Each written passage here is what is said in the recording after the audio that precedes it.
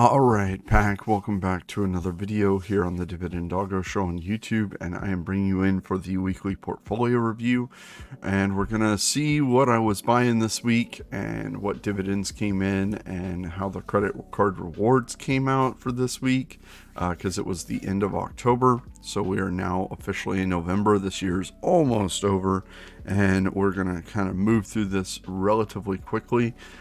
You can see this is the portfolio. This is a taxable portfolio on M1 Finance. This is meant to bridge the gap for early retirement for my wife and I. We are nearing our 40s and hoping to retire by 50, maybe 52, somewhere in that range, depending on how the markets are doing and how our goals are. So we are currently at about $535,000 in the portfolio. You can see that $56,800 is earned dividends. That is getting real close. I think by the end of the year, we might actually hit $60,000 in earned dividend income. This portfolio has only been around since about August 6th of 2019, August 8th of 2019. No, it is the 6th. I was right. 2019, that's only about 3 years ago. So we've been really slamming money into this portfolio from real estate holdings and from savings, doing a savings rate of about 35% on average over the past 3 years. This year we had to pay a bunch of taxes, and we're going to be somewhere in the 25 to 30% range, so a little bit lower in what we've invested for the year. We did max out 401k contributions, and we are working toward getting this raised a little bit more for the end of the year. So let's go through here. You can see finance is doing pretty good for the week. Finance ended up going up as where everything else was down for the week for the portfolio. You can see earned about $723 in dividends, and the total market gain was negative $7,433. So let's go take a look in the finance pie. It's interesting. JP Morgan was up 3.65%. Citigroup was down 1%. Bank of America up 1.62%.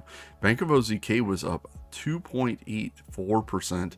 But then T. Rowe Price was down 5%. I didn't really look into that, why they were down so hard, other than their maybe just earnings came out or something. I didn't look into why T. Rowe Price was getting slammed so much, but I know that they're more on the investment side of things. So I'm not sure how much of their income actually comes from investing other people's money versus JP Morgan has so many different, they've got their hands in so many different pies.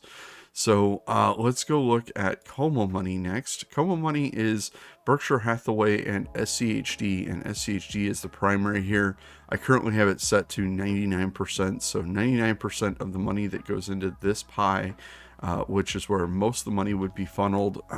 As you can see, I have auto invest turned on, so if anything happened to me, this would be really simple for my wife. The money would just pile into SCHD with a little bit in Berkshire Hathaway for quite some time, and that would give her quite a suitable retirement from the calculations that I've run.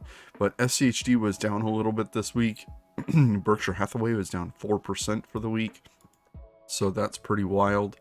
In the consumer pie got hit pretty hard. If you look across the board here, we've got some heavy percentage changes for Lowe's.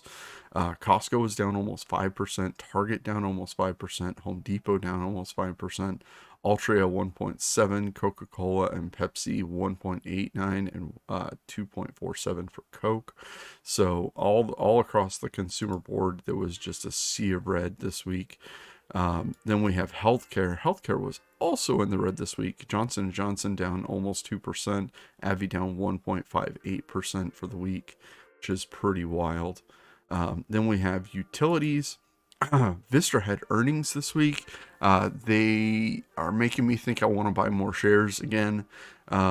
I won't go too into detail because I know that a few of you do own Vistra, but overall, their 2026 plan was kind of laid out with what they expect to be able to return to shareholders and what they expect to be able to return next year, which is, I believe, I might be mistaken in remembering this. I read it very briefly yesterday, but their plan is to return about $4 per share to the shareholders in value between share buybacks and dividends for next year, which is absolutely incredible because they only pay about 80 cents in dividends. So they're still planning on doing a bunch more share buybacks.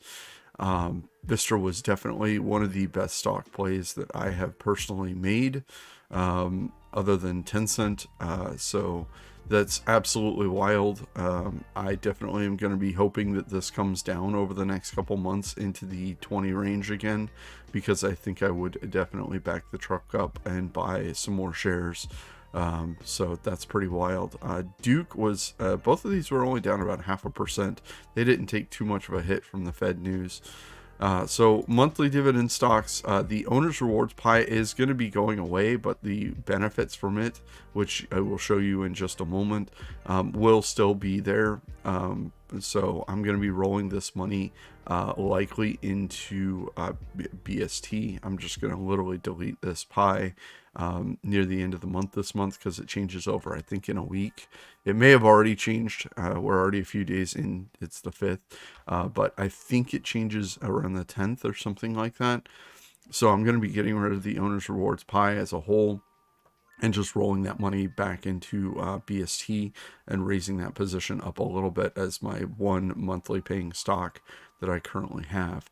So I kind of rushed through everything in the week's returns, but the main reason I wanted to do that is because I did have some balance that I did some buys. We had some dividends roll in. So I want to show you what it looks like for me. This is the activity page. This shows you all of the activity. Everything is selected. So this is everything in the portfolio. And I wanted to show you one of the main reasons why I have enjoyed having the credit card rewards is when I am using it. Like this month for November, I got $172 put into the portfolio. That is cash returns from buying things that are from companies that I hold here in the stock portfolio. So that is absolutely phenomenal to be able to add that extra bit of money and rolling that in. You can see that Lowe's paid its dividend of $56.56 there. I did a big buy, got a little tiny dividend from AT&T. I only hold that for the rewards redemption. Then we have JP Morgan paid out, BlackRock, BST had its payment come in. So I had a lot of dividends that had compounded in here, and I went ahead and started doing some buys. So let's dive into the first set. That was a JP Morgan buy of $275. And then we had a BST buy of $66.99, which was their dividend and a little bit extra. The main reason I bought the amount that I did in JP Morgan is I wanted to push it up over the dollar amount where it is now going to be earning about, what does it come out to? I think it's like, let's see, JP Morgan is going to be $301 for its next payment in January. So that is absolutely fantastic. And I just wanted to roll it right up over. I know that they'll probably do a little dividend raise for next year, but I wanted to get it up over that. So JP Morgan will be paying me out $1,204 at a minimum for next year, unless they cut the dividend, which I highly doubt they would. So next up, we have another little buy of BST. So just chunking away a couple shares of BST this month. And then Lowe's, I did go ahead and decide to roll the Lowe's dividend and a little bit extra from the owner's rewards redemption into Lowe's, buying just over a share there. I do really like Lowe's and Home Depot still, and I will continue to slowly build those up. But then we have the big whopper of a buy. I'm sure this does not surprise anyone who has been watching the channel for any length of time. SCHD is one of my favorite index funds next to VTI and just 5x, I think it is, the Fidelity 500. That's the other one that we have the majority of our money in. But this is a pretty hefty buy. This ended up being 27 additional shares, 27 and a half additional shares of SCHD, which is absolutely phenomenal. That is raising up that position pretty significantly. It was going to pay out one more time this year, so I'm going to possibly try to do another little buy next week of SCHD and try to build that up before the last dividend payment for the year comes into play. So overall, this is what we're looking at. You can kind of get a glimpse of how last month went.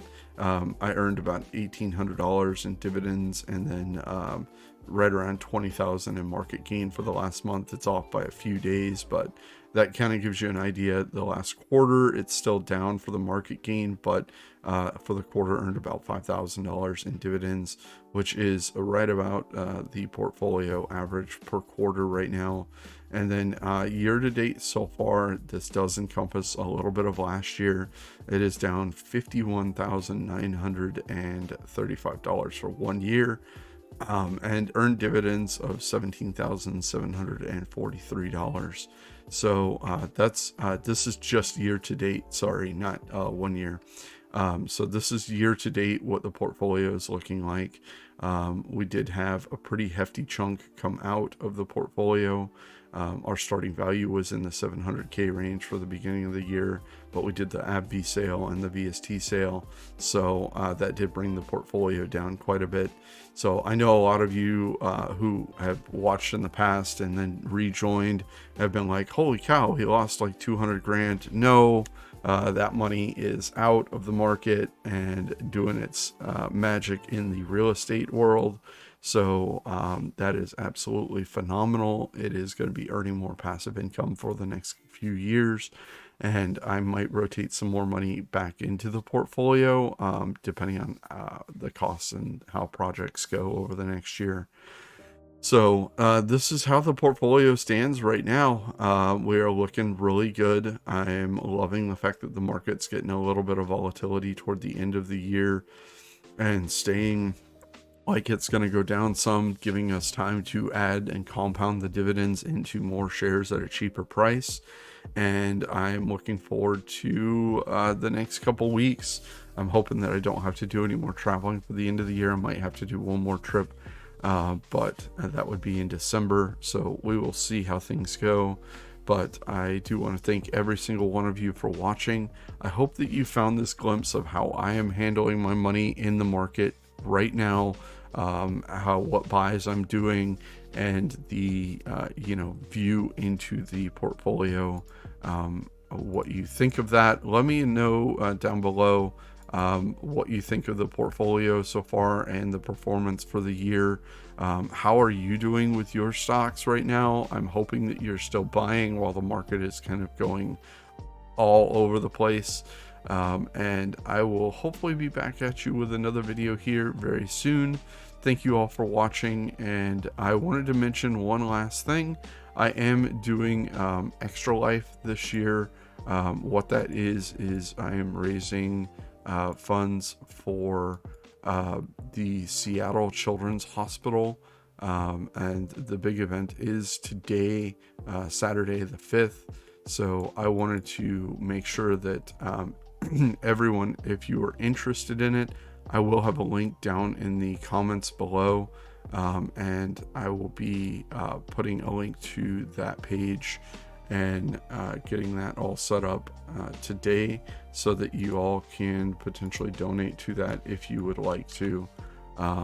This is what it looks like right here. So I am trying to raise $1,000, and I am going to match the $1,000. I already put my 1,000 in.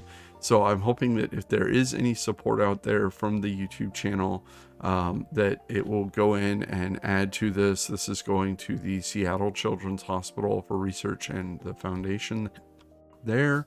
And I just want to say thank you all for watching. I'll have a link for this down below.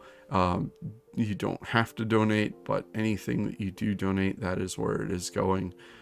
So I wanted to do something for charity for the end of the year, and this is what I decided to do. This is part of the Children's Miracle Network of hospitals. So thank you all for watching. I appreciate every single one of you, and have an absolutely fantastic weekend.